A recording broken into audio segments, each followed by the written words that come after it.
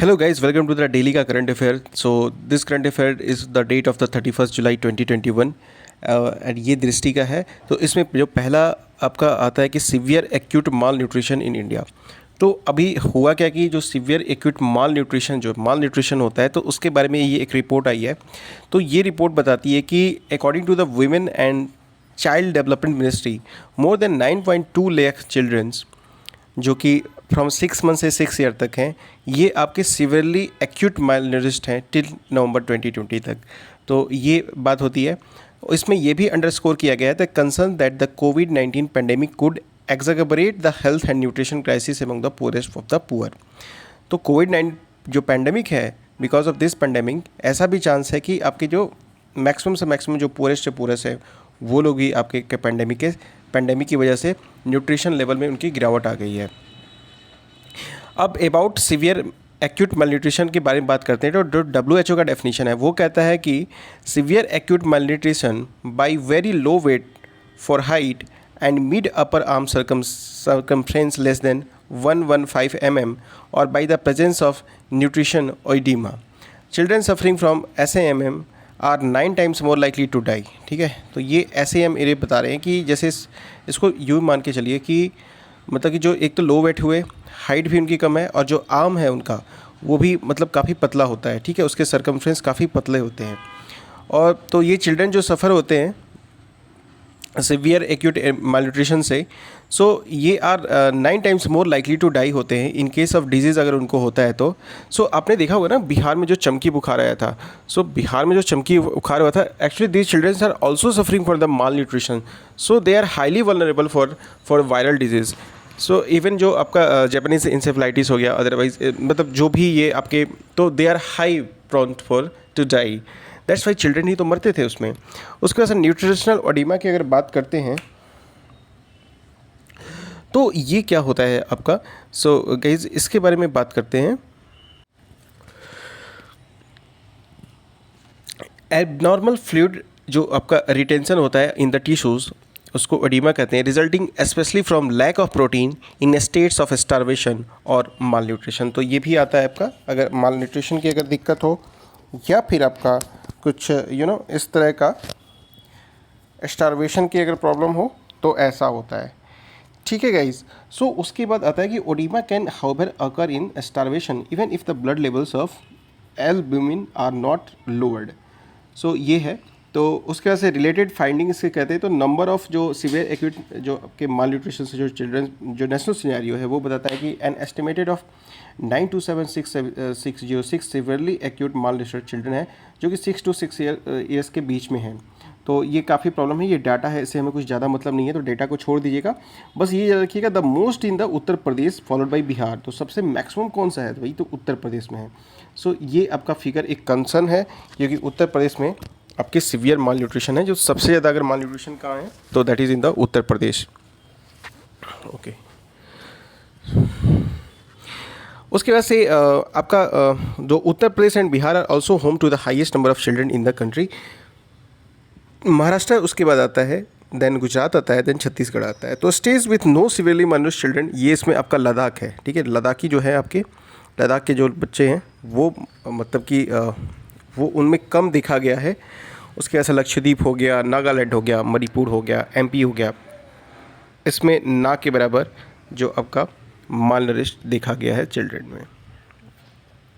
उसके बाद से नेशनल फैमिली हेल्थ सर्वे की फाइंडिंग्स है वो बताती है कि NFHS 4 में कि 2015 से 16 तक सजेस्ट करता है कि प्रीवेलेंस था सीवियर एक्यूट आपका इसका माल न्यूट्रिशन का जो कि 7.4% था. तो NFHS 5 कहता है कि malnutrition increased among the children in 2019-20 from 2015-16 in 22 states and UTs.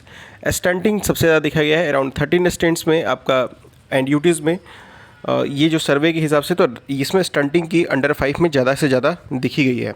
तो स्टंटिंग कब ये होता है कि when a child has a low height for their age, तो उसको कहते हैं स्टंटिंग हो गया. मतलब कि उसका एज तो बढ़ गया है बट उसकी हाइट नहीं बढ़ी है. Usually due to malnutrition, repeated infections and और पुअर सोशल स्टिम्युलेशन. वेस्टेड की बात करते हैं तो कि ये 12 स्टेट्स में राइज देखा गया है. ये वेस्टेड जो बच्चों में होता है, तो वेस्टेड क्या होता है, इसमें लो वेट होता है for their height among children, reflecting acute malnutrition. It is a strong predictor of mortality among children under 5 years of age. So ये हो गया. उसके बाद से कहते हैं severely vested and underweight. तो 16 states and UTs recorded a rise in the percentage of children under the 5 who are severely vested and underweight. मतलब दोनों हैं इसमें, बेचारे स्टंटेड भी हैं, अंडरवेट भी हैं और आपके वेस्टेड भी हैं. अब बात करते हैं कि इम्पैक्ट ऑफ कोविड-19 क्या पड़ा इसका. अब कोविड का भी तो इम्पैक्ट पड़ गया. तो इसमें कह रहे हैं कोविड-19 is pushing millions into poverty, reducing incomes of many more and disproportionately affecting the economically disadvantaged who are also most vulnerable to malnutrition and food insecurities. The pandemic promoted lockdowns, disrupted essential services such as supplementary feeding under anganwadi centers. अब बच्चे जो जाते थे उनका mid day meal skill रुक गया, immunisation का programme भी उनका थोड़ा इफेक्ट पड़ा because of the covid. Covid actually क्या किया, कोविड-19 की वजह से बहुत सारी चीज़ें जो चलती थी रुक गई. अब बात करते हैं क्या क्या स्टेप्स है जो गवर्नमेंट ने लिया है. तो पोषण अभियान है ये आपका, इसमें गवर्नमेंट ऑफ इंडिया ने लॉन्च करा था नेशनल न्यूट्रिशन मिशन और पोषण अभियान टू इंश्योर करने के लिए कि माल न्यूट्रिशन फ्री कर देंगे इंडिया से by 2022.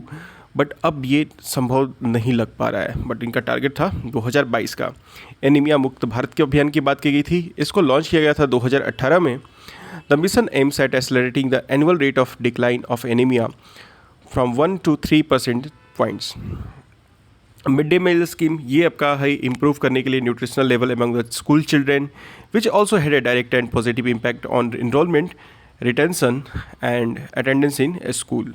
So mid day meal skill, तो इसको अभी एक रिपोर्ट भी आई थी, उसमें ये कहा गया था कि मिड डे मील स्किल में जो गर्ल्स जो मिड डे मील स्कीम की बेनिफिशरी रही हैं, तो ऐसा देखा गया है कि उनके जो बच्चे हुए हैं तो उनकी इन्फेंट मोर्टेलिटी रेट काफ़ी कम देखी गई है एज़ कम्पेयर टू दूसरी लड़कियां जो कि मिड डे में स्किल की मिड डे में मिल जो आपका स्कीम है उसकी बेनिफिशरी नहीं रही है.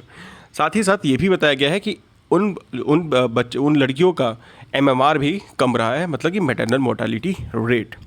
तो कहीं ना कहीं मिड डे में ये जो स्कीम है उसका एक पॉजिटिव इम्पैक्ट हुआ है ओवरऑल न्यूट्रिशन लेवल पे, या फिर मतलब उसका है कुछ ना कुछ तो इम्पैक्ट है. ठीक है, तो ये एक मिड डे में स्कीम जो है ये सबसे अच्छी स्कीम है अभी तक की जो गवर्नमेंट की है, जिसमें न्यूट्रिशन, एजुकेशन है ना, हर चीज़ को मतलब इसका काफ़ी ब्रॉड मतलब वे पे है. खैर इसके बारे में बाद में बात करेंगे. अब बात करते हैं नेशनल फूड सिक्योरिटी जो एक्ट है NFSA आपका 2013 का, ये याद रखना 2013 में NFSA एक्ट आया था. तो इसका एम्स है to ensure food and nutrition security for the most vulnerables through its associated schemes and programmes, making access to food a legal right. यहाँ पे फूड देने का लीगल राइट मिलता है और ये 2013 में आया था. प्रधानमंत्री मातृ वंदना योजना, तो इसमें ₹6,000 is transfer directly to the bank accounts of pregnant women for availing better facility for their delivery. तो ये थोड़ा सा देख लेना. इसमें प्रधानमंत्री ये जो आपका मातृ वंदना योजना है इसमें 6,000 रुपये दिए जाते हैं. उसकी वजह से ICDS स्कीम ये 1975 में लॉन्च हुआ था और इसका मेन स्कीम था, इसको कहते हैं integrated child development services.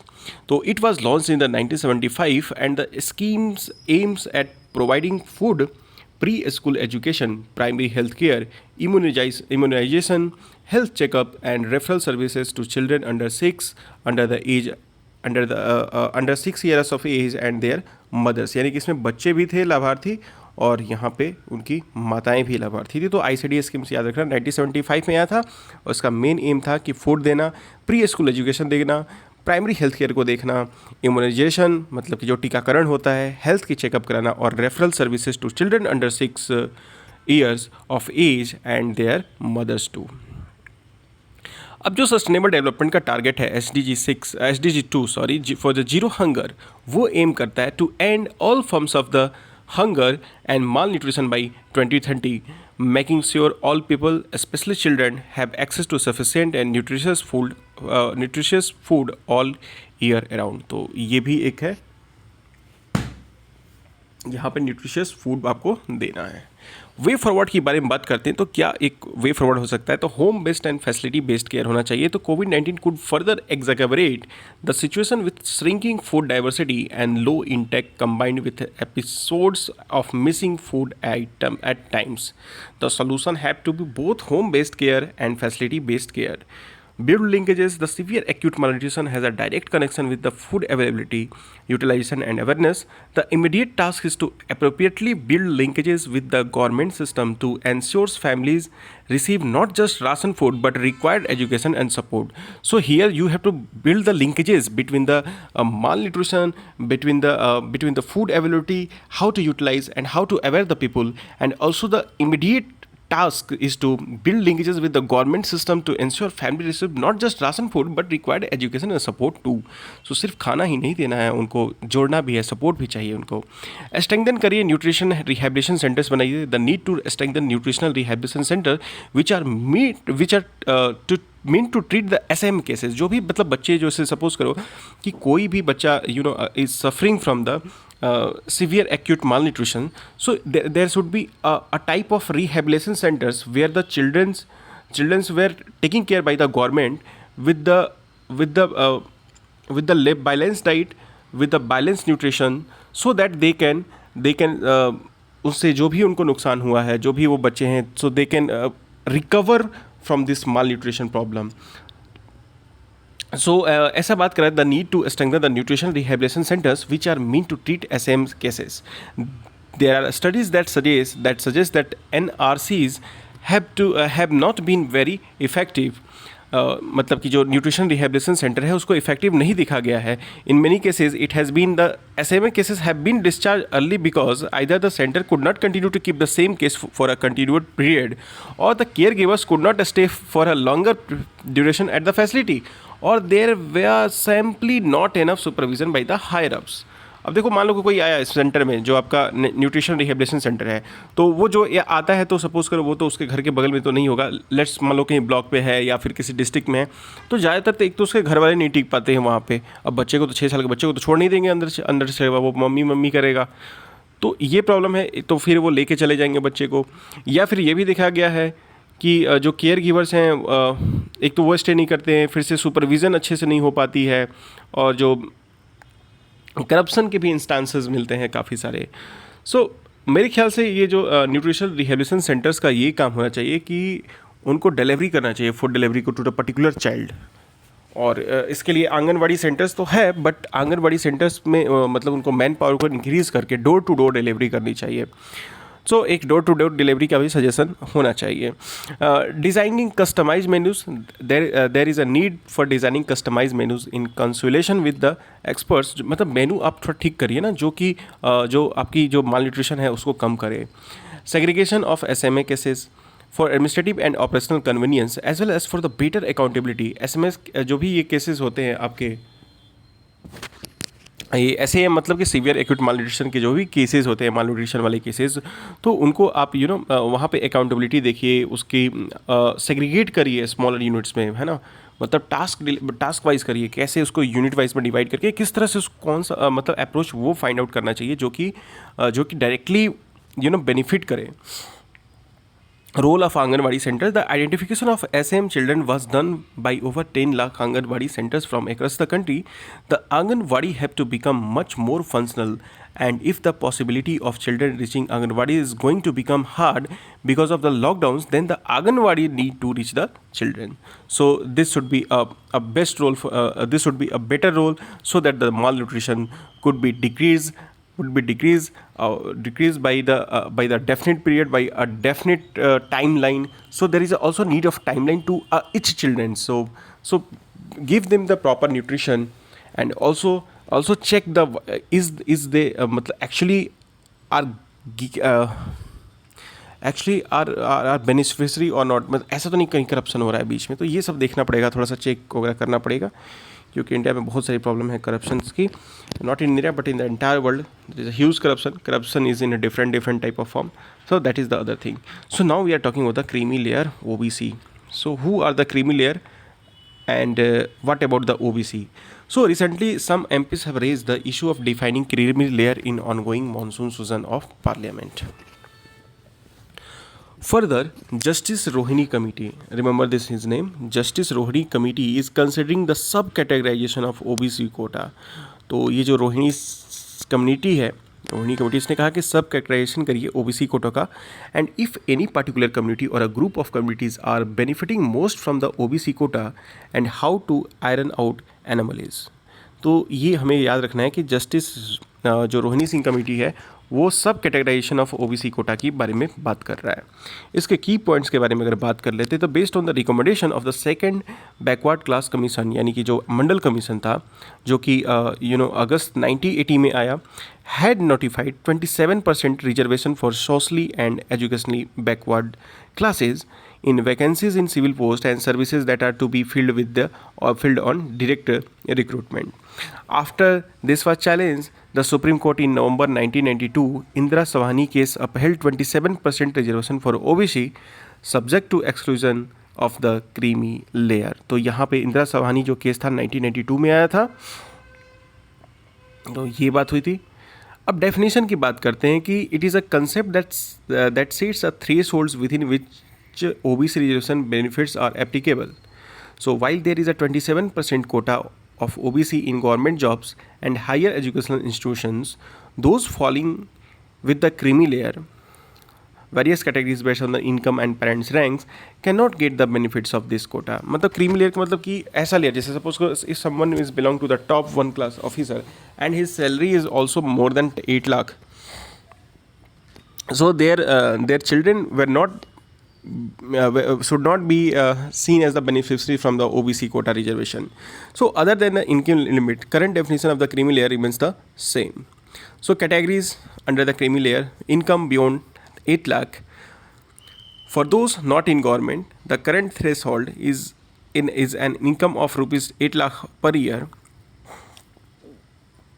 The income threshold is supposed to be raised every 3 years. तो ऐसा भी था कि हर 3 साल पे इसको रेज किया जाएगा. It was revised in the 2017, more than 3 years now.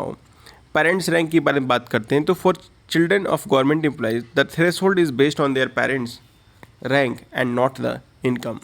For instance, an individual is considered to fall within the creamy layer if either of his or her parents is in a constitutional post, if either parent has been directly recruited in group A, or if both parents are in group B services. तो suppose करो कि a child, his parents is working in the as an group A services like civil services, like in the IS, in the IPS, or income tax officer, or any group A class or any B class.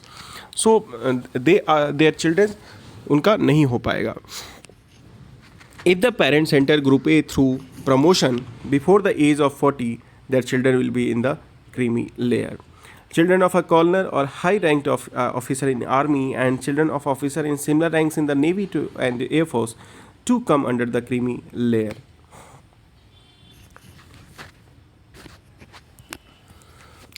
Their criteria as well. Government का proposal क्या है कि a draft हुआ है cabinet ने जिसमें ये बात करी गई है. सो इस ड्राफ्ट में ये बात किया गया है कि a draft cabinet note has started to that the creamy layer will be determined on all income including salary calculated or for income tax but not agriculture income.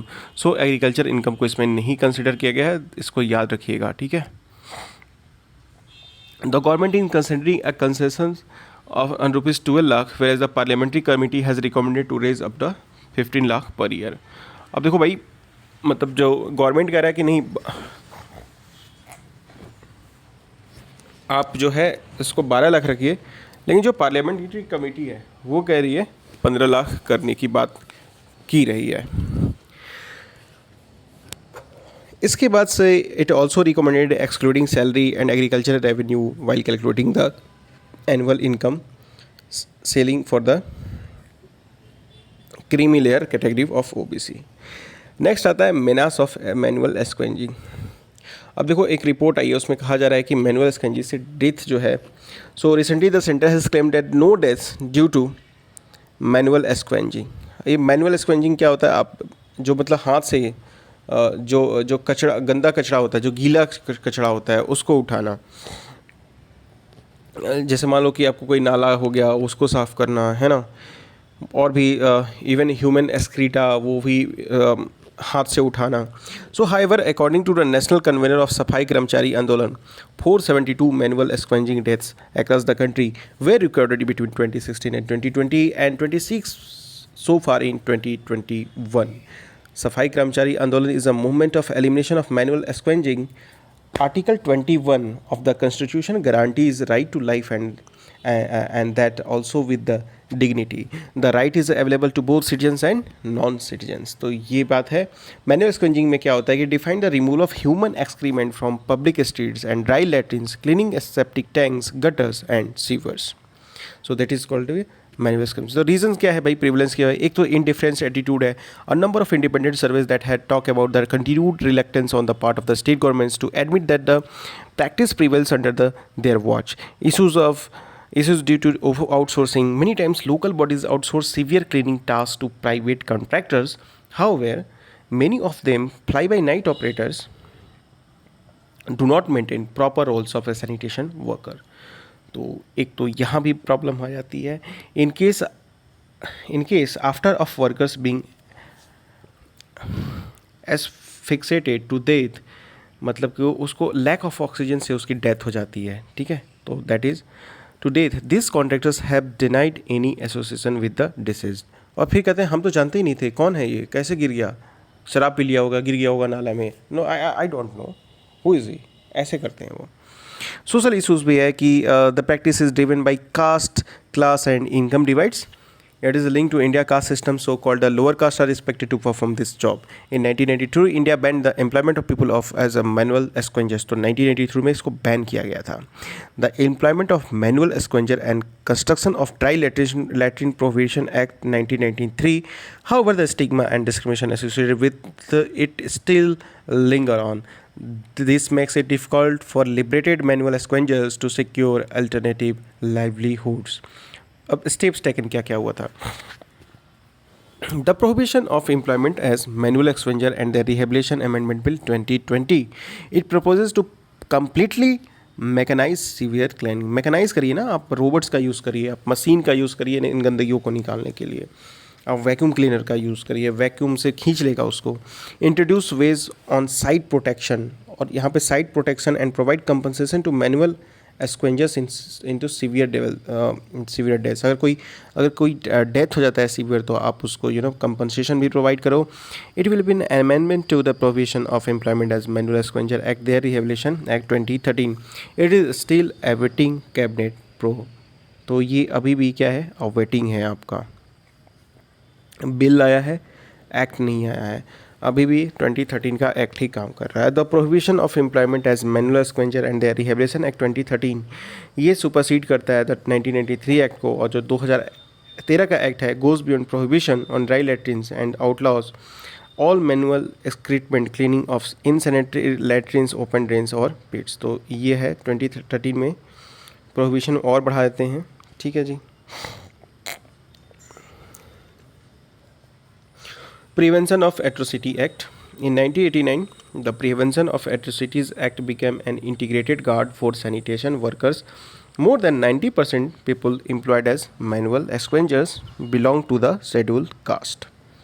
तो ये भी बात है, ज़्यादातर ये लोग scheduled caste से belong करते हैं 90%. This become an important landmark to free manual scavenger from the designated traditional occupation. तो Prevention of Atrocity Act लाया गया.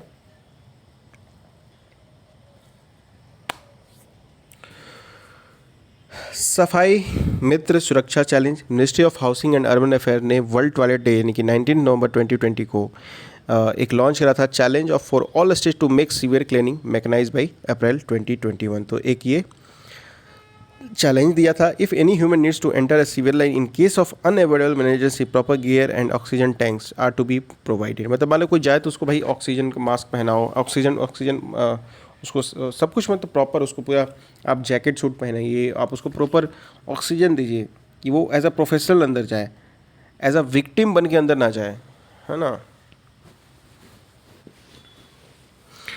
स्वच्छता अभियान ऐप, इसको भी लॉन्च किया गया था. It has been developed to identify and geotag the data of insanitary latrines and manual scavengers so that the insanitary latrines can be replaced with sanitary latrines and rehabilitate the manual scavengers to provide dignity to. तो एक इस app पे कहा गया कि इस app से identify करिए। स्वच्छता अभियान ऐप, तो ये आइडेंटिफाई किया, जियो टैग करिए जहाँ भी आप इस तरह की अगर आप चीज़ आपको मिल रही है इन सैनिटरी लैट्रिन्स और जो भी मैनुअल एक्सपेंजर्स आपको दिख रहे हैं, तो आप उसको आइडेंटिफाई करिए, जियो टैग करिए। सुप्रीम कोर्ट जजमेंट 2014 का ये कहता है कि Supreme Court order made it mandatory for the government to identify all those who died in sewage work since 1993 and provide 10 lakh each as compensation to their families. तो आप उनको compensate करिए, उनकी फैमिलीज़ को 10 लाख रुपीज़ दे के।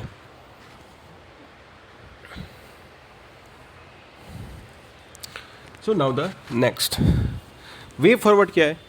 तो वे फॉरवर्ड ये है कि प्रॉपर आइडेंटिफिकेशन होना चाहिए, है ना, उनकी प्रॉपर एम्पावरमेंट करिए लोकल एडमिनिस्ट्रेशन को। स्वच्छ भारत मिशन के तहत जो आइडेंटिफाई करिए जो टॉप प्रायोरिटी एरिया हैं by 15th finance commission and funds available for smart cities and urban development providing for a strong case to address the problem of manual scavenging.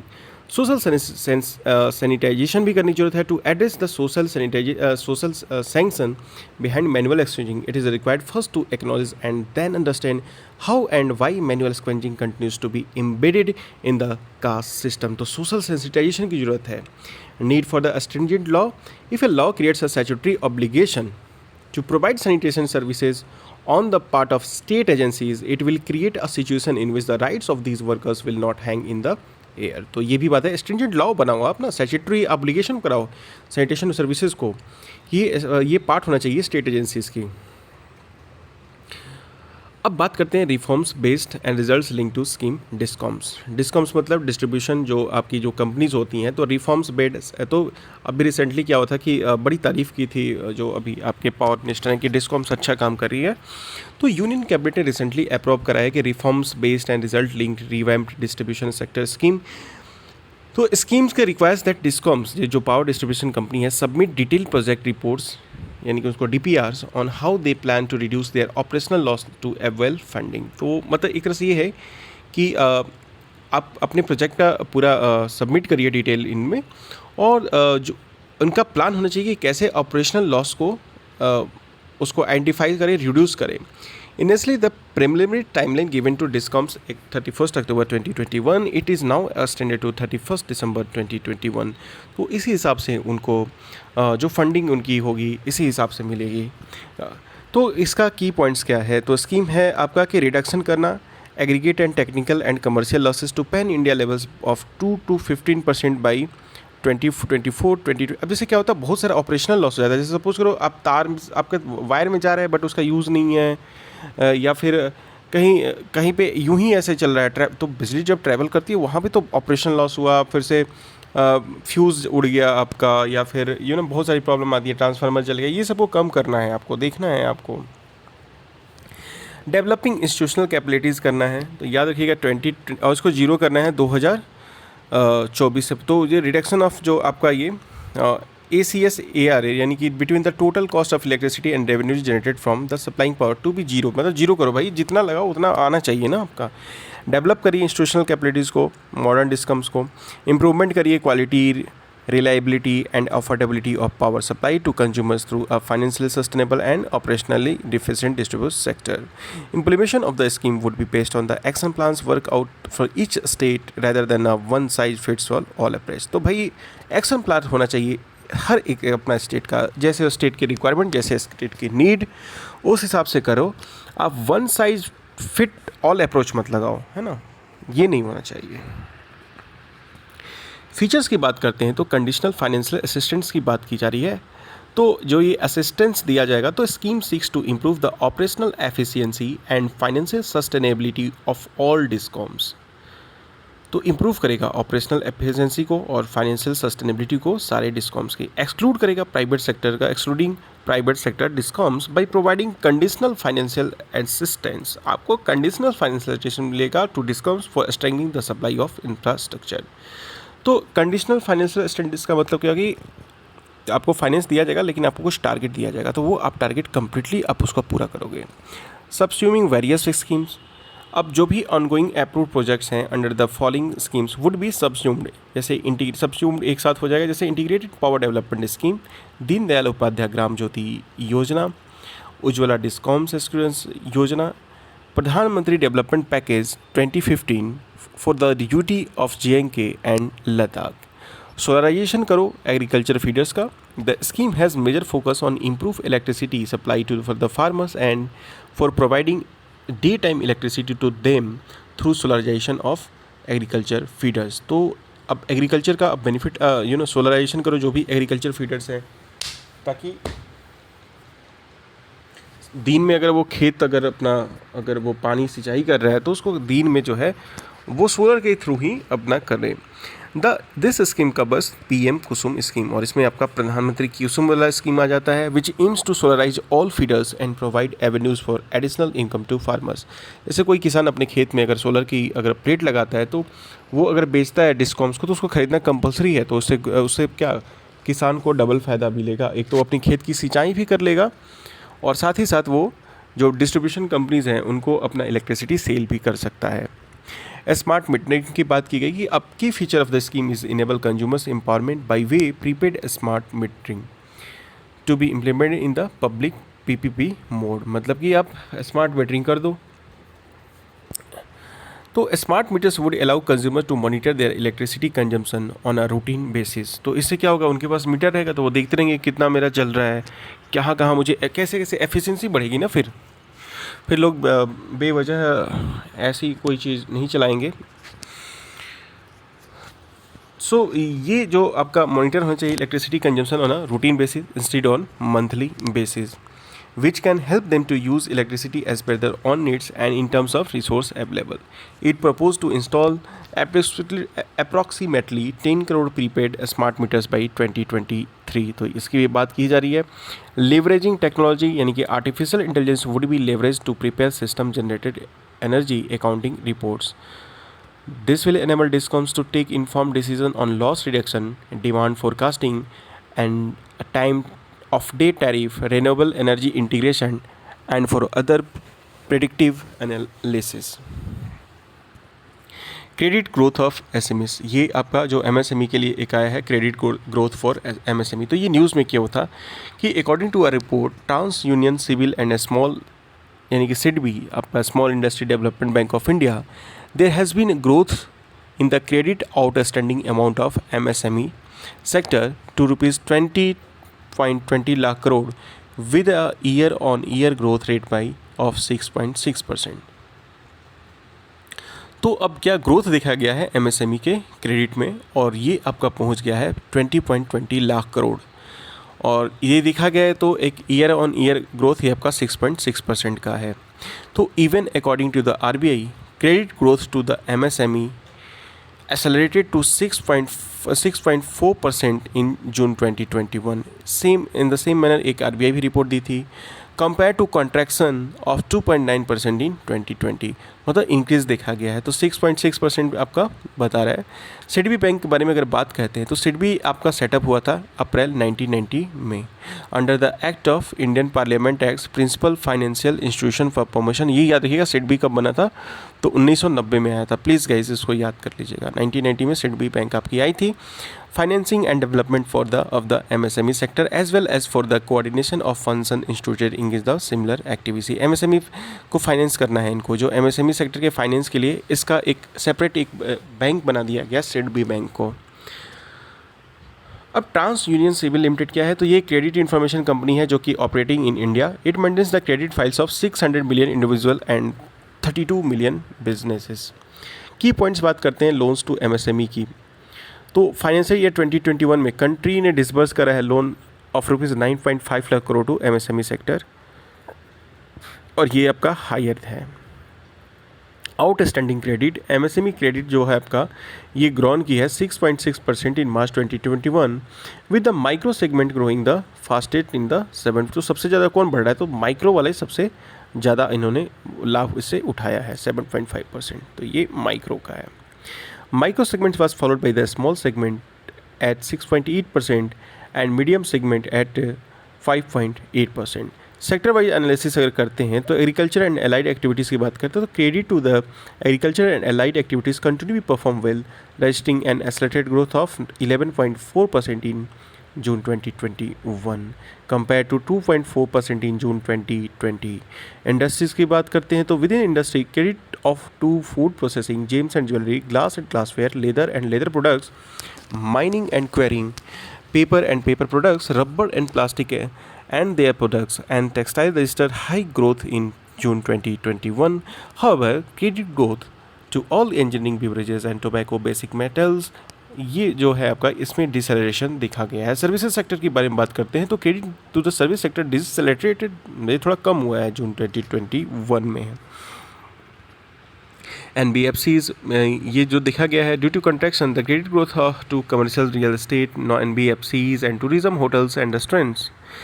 अब credit बढ़ा है आपका टू ट्रेड सेगमेंट की बात करते हैं तो ये परफॉर्म कर रहा है अभी भी well, registering accelerated growth 11.1%। Reason for growth क्या है भाई? तो राइज जो हुआ है आपका credit offtake by MSME is due to a host of government initiatives like emergency credit line guarantee scheme to tackle economic downturn created by the COVID pandemic.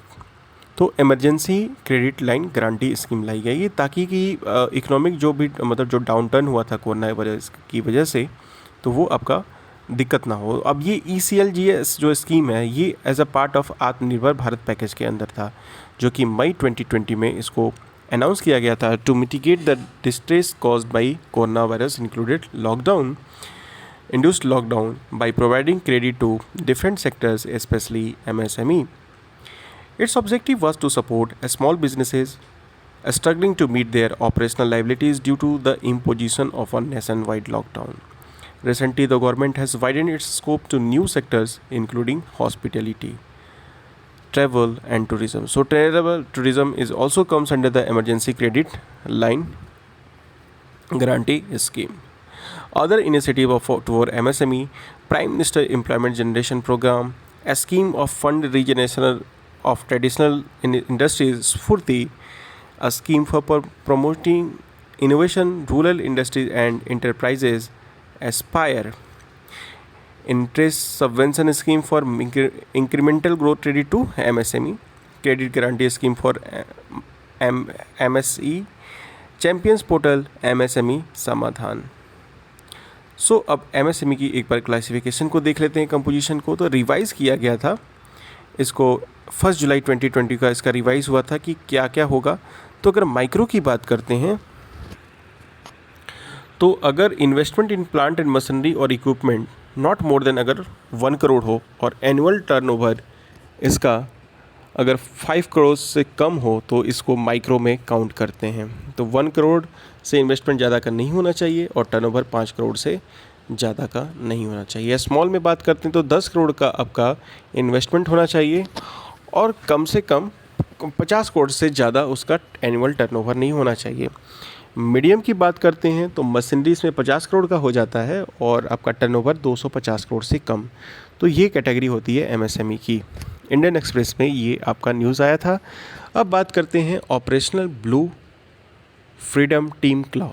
तो recently government of India एक according sanction जो है team क्लाउ, तो to lead a team of people with disabilities to scale Siachen glacier and create a new world record for the largest team of people with disabilities.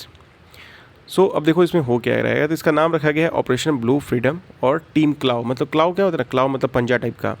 तो recently government ने एक sanction लगाया है to has accorded sanction to team क्लाउ to lead a team of people. मतलब एक इन्होंने lead किया था डिसेबिलिटीज़ जो कि सियाचिन ग्लेशियर को, और इन्होंने एक नया वर्ल्ड रिकॉर्ड बनाया। तो this is the land world record expedition part of operation blue freedom triple world records being undertaken. तो ये triple element world records is a series of world records being attempted by the team in 2021 of collectives of people with disability achieving great feats on land, in air and under water. मतलब ये जो team Clough था इसने क्या करा, जो person with disabilities थे उनको सियाचिन के ग्लेशियर के पास उनको लेके गए। ठीक है, अब सियाचिन ग्लेशियर की बात करते हैं। तो सियाचिन ग्लेशियर आपका ईस्टर्न काराकोरम रेंज में है। तो ये ध्यान रखना सियाचिन कहाँ है, तो ये आपका पार्ट है काराकोरम रेंज का of the Himalaya just north east of the point NJ9842 where the line of control between the India and Pakistan. It is the second largest longest glacier in the world. ये आपका longest आपका जो glacier है in the world है आपका in the world's non-polar areas. उसके फेकेंडो एक है ग्लेशियर, इसका नाम है फेडचेंको ग्लेशियर, जो कि लोकेट है आपका ताजिकिस्तान में. ये लॉन्गेस्ट ग्लेशियर है आपका वर्ल्ड में, तो ये याद रखना, longest glacier in world. The Siachen Glacier lies immediately south of the Great Drainage Divide that separate the Eurasian plate from the Indian subcontinent. तो इसको थर्ड पोल भी कहते हैं काराकोरम माउंटेन्स को. ठीक है. Siachen glacier is the part of the Ladakh. तो ये सियाचिन ग्लेशियर किसका पार्ट है? तो ये लद्दाख का पार्ट है.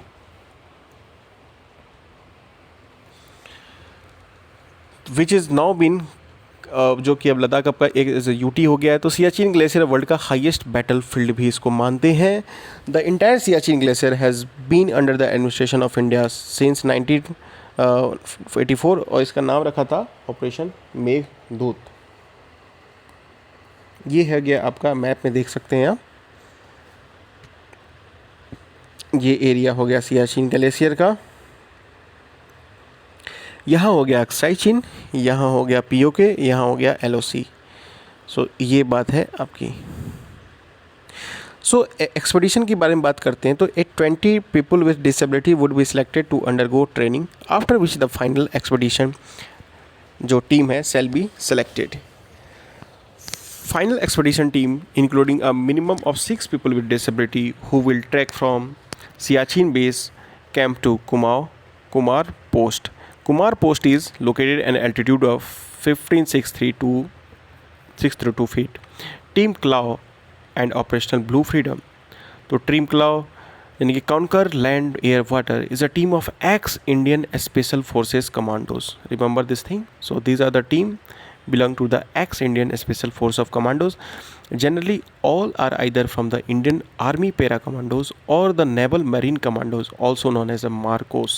So ये कमांडो थे, ऐसा नहीं है कि किसी मतलब ऐसे किसी को उठा के लेके चले गए. ठीक है जी.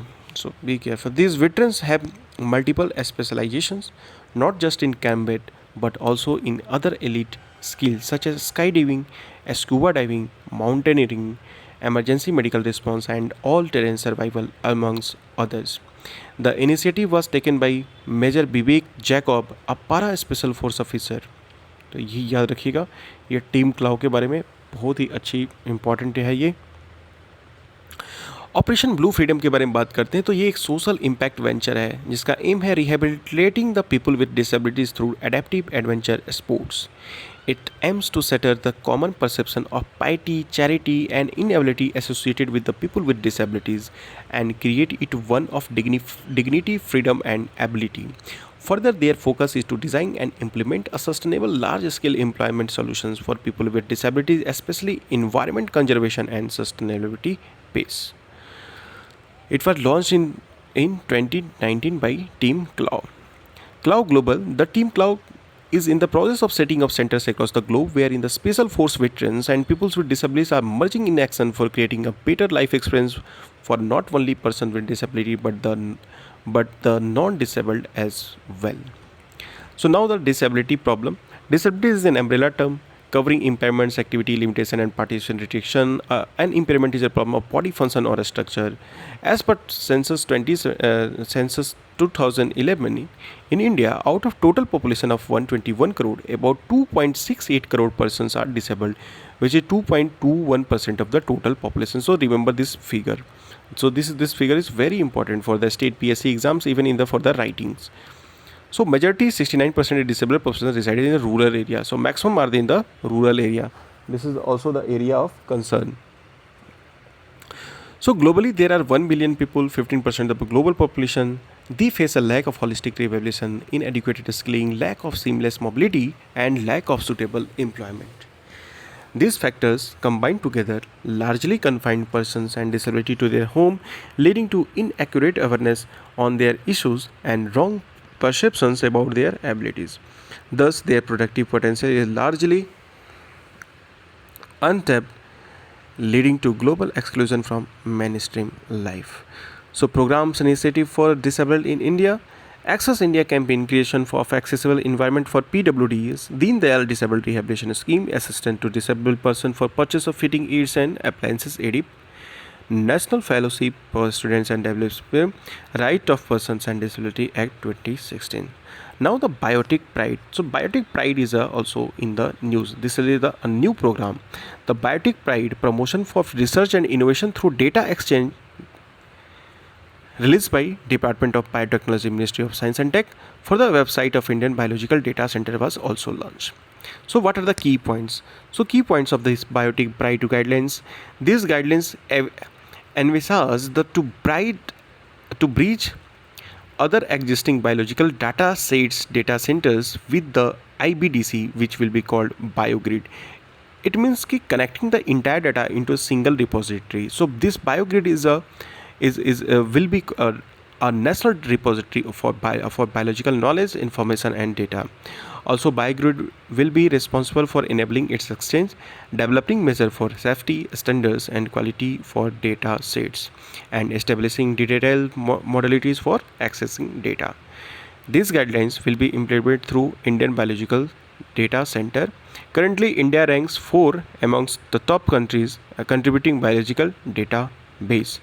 Need for BioGrid and its advantage. With a large population of over 135 crore and heterogeneous character of the country, India needs to its own exclusive database for Indian research and solution. This indigenous database will have a huge enabling and mechanism and exchange and adaptation of data by young scientists and researchers for the benefit of the Indian citizens. Sharing a wide range of large-scale data advances the understanding of the molecular and biological process. This will be contribute to human health, agriculture, animal husbandry, fundamental research, and thus really extended. So it is not only to the limited to the humans, but also it has the wide scope, such as human health, agriculture, and animal husbandry also come under in this bio pride. So remember this biotech pride. Advances in DNA sequences, तो bioscience भी आपका बढ़ेगा. Initiative to promote tribal culture. So tribal culture के लिए एक initiative क्या क्या है भाई? तो the ministry of tribal in administrating scheme support for tribal research institute and tribal festival research information and mass education, under which various activities to promote tribal culture has been undertaken. The scheme aims to ensure quality and uniformity in research works, evaluation studies, training awareness generation among tribals, showcasing of rich tribal heritage including languages, habitats and cultivation and production of practices. So what are the key highlights? The Museum of Tribal Freedom Fighters. So there should be a Museum of Tribal Fighters. Documentation of indigenous practices, जैसे जो भी उनका कला है उसका आप documentation करिए ना, जो भी इंडिजिनियस प्रैक्टिसेस है, tribal healers, medicinal plants, Adivasi languages, agriculture system, dances and painting etcetera. Digital repository to preserve and promote rich tribal culture heritage and also to create awareness among others. A searchable digital repository has been developed. Funding for tribal festivals. The ministry gives TriFed funding to TriFed for organizing Adi Mahotsav. सो आदि महोत्सव के लिए भी एक प्रावधान रखा गया है इसमें. Other initiative related to tribals के बारे में बात करते हैं तो digital transformation of tribal schools. In the first phase 2050 EMERS school have been adopted by Microsoft. So digital transformation of tribal schools, of which 50 EMRS school will be given intensive training and 500 master trainers would be trained. Development of PVTGs, it covers 25 PVTG of their comprehensive socio-economic development. Pradhan Mantri Vandhan Yojana, it market linked tribal entrepreneurship development program for forming clusters of tribal self-help group and strengthening them into tribal producer companies. So what is TriFed? So it is a national apex organization functioning under the administrative control of the Ministry of Tribal Affairs. TriFed acts as a facilitator and service provider. So remember this TriFed. Also also find out when the triad has established, so you will get more information. Now the Amargarh Fort, Rajasthan. So Amargarh Fort of Rajasthan जो जयपुर का है is at the centre of conflict between the tribal Meena community, तो वहाँ की एक tribal Meena community है and local Hindu groups. Members of the Meena community say the Amargarh fort was built by a Meena ruler predating Rajput rule in Jaipur and has been their holy site for centuries. They accused Hindu groups of trying to appropriate tribal symbols into the Hindutva fold and after changing the name of the Amba Mata to Ambika Bhavani. Meena community ये आपके tribes होते हैं, ये Mewati are tribe and caste inheriting parts of the western and northern India. According to Meena tradition, Meenas ruled most of what is now Eastern Rajasthan, an area referred as the Mindis country of the Minas. The subsequently were replaced by the Rajput clan, the most recent being the Kachwaha Rajputs, who founded the state of Amber, later known as Jaipur. So the community has substantial clout in Rajasthan. Of the 25 assembly seats out of 200 reserved for the STs, most are replaced by the Minas MLAs. The community is also well represented in the bureaucracy. According to the census 2011, 13.48% of the state population is Meena. Due to the scattered populations across the state, the community can influence the election outcomes in unreserved seats too. So what are the key points? So the present form of the Amargarh Fort was given in the 18th century by Maharaja Savai Jai Singh II, founder of Jaipur. It has always been believed that there was some construction at the place before the Jai Singh II built the fort. Prior to Rajput ruler by Kachwaha dynasty, Jaipur and its nearby region were ruled by Minas, who had a political control. And as claimed by the Minas, the fort was built by the Meena Sardar from the Nadala Gotra, now known as Badgoti Meena. So ये स्वराज जय सिंह के बारे में थोड़ा सा जान लेते हैं. He was a great warrior and astronomer. He came to power at the age of 11 on the date of his father Maharaja Bisan Singh. He was a feudatory of the Mughals and Aurangzeb conferred the title of Savai to Jai Singh, meaning one and a quarter, a title that of all Jai Singh descendants kept. He was trained by the best teachers and scholars of art, science, philosophy, and military affairs. Jai Singh lineage can be traced back to the Kachwaha Rajput clan, who came to power in the 12th century. He built astronomy observation at Delhi, Jaipur, Varanasi, Ujjain, Mathura, known as the Jantar Mantar. Jaipur gets its name from him. Recently, it has been declared as the UNESCO World Heritage Site. Now the 36th edition of India-Indonesia Coordinate Patrol, India-Indonesia Corpet, means कि जो coastal में patrolling करते हैं between the Indian Navy and the Indonesian Navy is being conducted. So this is the Indonesia का location. So naval exercise. So ये naval exercise है आपका ये आपका along their international maritime boundary line since 2002. Indian naval ships Saryu, remember this, Saryu जो Indian built है वो participate करा है, ठीक है. तो यही सब है. सो गाइज़, आज के लिए इतना ही. मुझे उम्मीद है आप सबको आज का करंट अफेयर पसंद आया होगा. चैनल को सब्सक्राइब कीजिए, ज़्यादा से ज़्यादा अपना ख्याल रखिए, कोरोना से बचिए, गैदरिंग से बचिए. So thanks for watching the video. Please like and comment and also subscribe the channel. Thank you. Jai Hind, Jai Bharat.